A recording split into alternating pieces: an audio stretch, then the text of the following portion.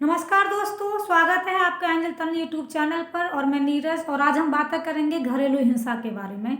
ये क्या होती है और कितने तरह से हो सकती है और इसके लिए हम कहाँ आवाज़ उठा सकते हैं। तो बने रहिएगा मेरे साथ और मेरे चैनल को सब्सक्राइब करना ना भूलिएगा।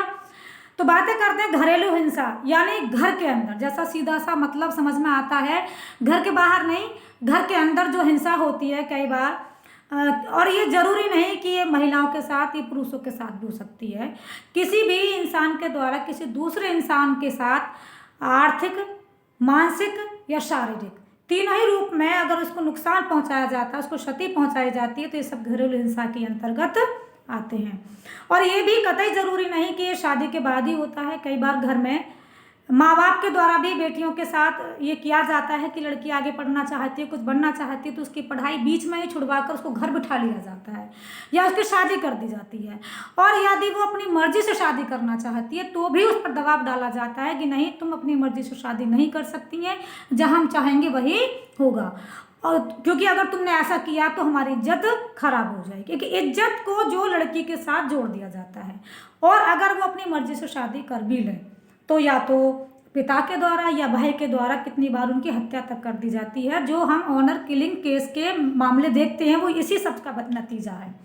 और कितनी बार ऐसा होता है कि लड़की के घर में ही लड़की के भाई के पापा के दोस्त या परिजन, रिश्तेदार, पड़ोस में से जिन्हें वो जानती है, उसके साथ बदतमीजी कर सकते हैं, उसके साथ छेड़खानी कर देते हैं या रेप तक कर देते हैं। तो अगर वो लड़की अपने घर आकर अपनी माँ से बताती है तो कितनी ही बार माँ उसको चुप करा देती है, बेटा तुम ये किसी से मत कहना, क्योंकि अगर तुमने किसी से कहा तो हमारी इज्जत खराब हो जाएगी और हमारा नाम बदनाम हो जाएगा। और मैं सोचती हूँ उसकी माँ की सोच कहीं तक ठीक भी है, क्योंकि हमारे समाज की मानसिकता ऐसी है, जिस लड़की के साथ छेड़खानी होती है या बदतमीजी होती है, रेप भी होता है, तो उसी पर उंगली उठाई जाती है। कई बार उसके ड्रेसेस को लेकर, अच्छे कपड़े नहीं पहनती थी, उसके हंसने को लेकर, बोलने को लेकर। और कितनी बार ऐसा भी होता है कि पड़ोसी ही या रिश्तेदार भी कह देते हैं अपनी लड़कियों से, उस लड़की के साथ मत रहना।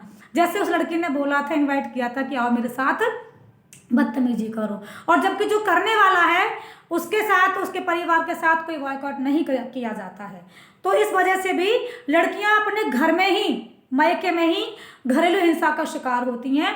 और जब वो शादी के बाद ससुराल पहुंचती हैं तो कई बार दहेज के लिए भी उनका शोषण किया जाता है। और ये भी ज़रूरी नहीं है कि एक पुरुष ही शोषण करे, कितनी बार महिला ही महिला के अगेंस्ट होती है। जैसे मायके में माँ है जो इज्जत के खातिर उसको चुप करा देती है, बहन भी है, और ससुराल में उसकी सास है या उसकी ननद है जो उसको दहेज के लिए ताने दे सकती हैं। और कई बार अगर लड़की को बेटियां पैदा हो, बेटा ना हो, तो भी उसको मानसिक शोषण किया जाता है।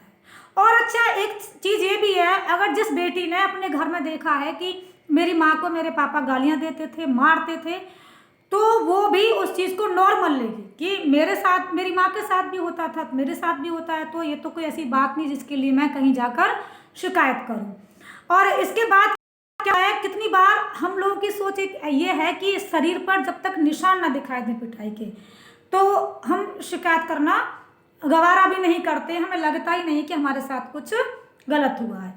एक मानसिकता ये भी है कि बेटियों को विदाई के वक्त पराया कर दिया जाता है, उससे कह दिया जाता है देखो अब तुम्हारा घर वही है, यहाँ तुम खुशी खुशी तो आना, लेकिन परेशानी में लड़ाई झगड़ा करके कभी मत आना। तो ये भी होता है कि लड़की कितनी बार परेशान होकर, ससुराल वालों से परेशान होकर, प्रताड़ित होकर अपने माँ बाप से कुछ कहना भी चाहती है, लेकिन कह नहीं पाती है, क्योंकि वहाँ एक दीवार उन दोनों के बीच में खिंच गई होती है कि अब तुम्हारा घर वही है। तो या तो लड़की पूरी जिंदगी उसको सहती या दुखी होकर आत्महत्या कर लेती है।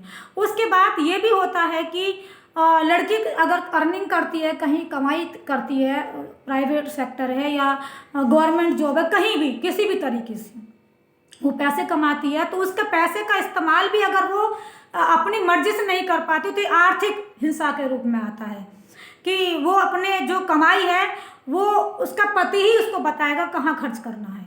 जैसे बोला तो जाता है महिला सशक्तिकरण, लेकिन आज भी बहुत सारे फैसले महिला अपने आप नहीं कर पाती हैं।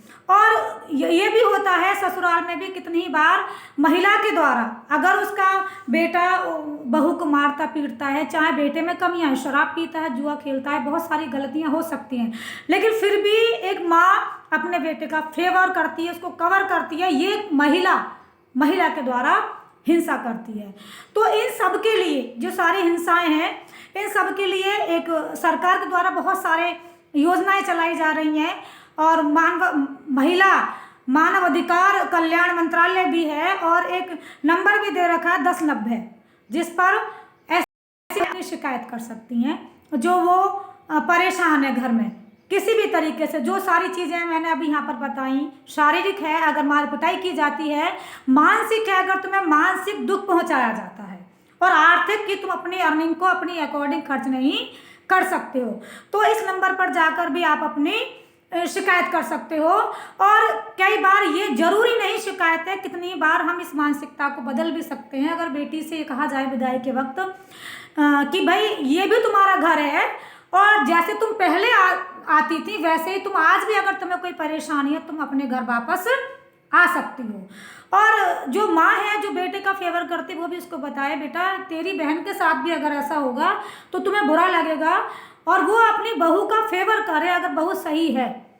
तो ये जो शिकायतें हैं, जो घरेलू हिंसा के जो नए नए रूप सामने आते हैं, इनसे भी बचा जा सकता है। बहुत सारी मतलब हमारी मानसिकता पर डिपेंड करता है कि ये चीज़ें हम कितना इनको बढ़ावा देते हैं और कितना हम इनको ख़त्म करने की कोशिश करते हैं।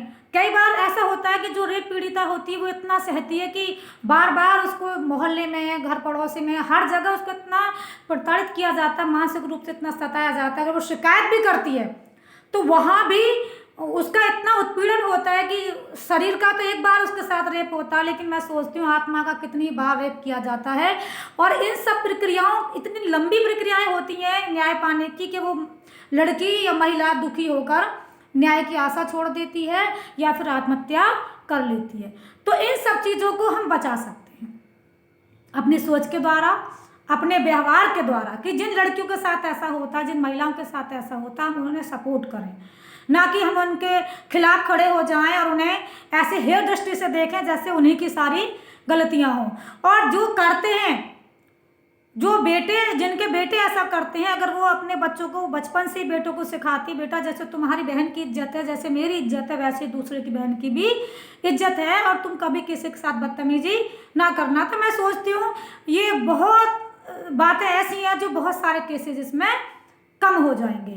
तो सभी से मेरा ये प्रार्थना है, रिक्वेस्ट है कि सभी लोग इस चीज़ में महिलाओं के साथ सहयोग करें, और अपने बच्चों को, मैं बार बार हर वीडियो में यही बात कहती हूँ कि अपने बच्चों को अभी से जब छोटे हैं तभी उन्हें सिखाएं महिला की इज्जत करना, महिलाओं के बारे में उनको बताना, और महिलाएं भी अपने अधिकारों को जानें कि संविधान के द्वारा उन्हें बहुत से अधिकार ऐसे दिए गए हैं जिनके लिए वो अपनी आवाज़ उठा सकती हैं और उनकी सुनवाई होगी।